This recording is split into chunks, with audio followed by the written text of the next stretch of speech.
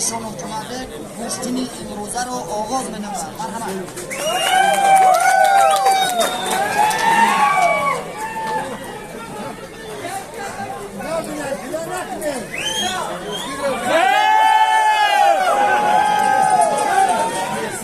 Look at these people, like they're around the wrestlers. They're about to start their wrestle in Tavildara. I don't know if this is they gonna try or not.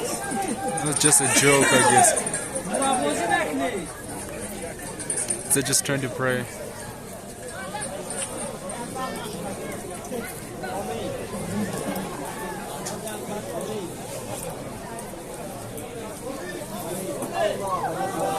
They were supposed to wrestle, but they are about to pray, I guess.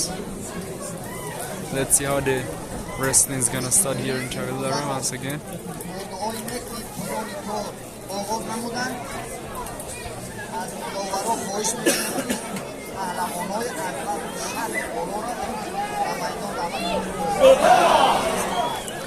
As the speaker is talking, the champs about the 60 kilograms above, they are about to wrestle here.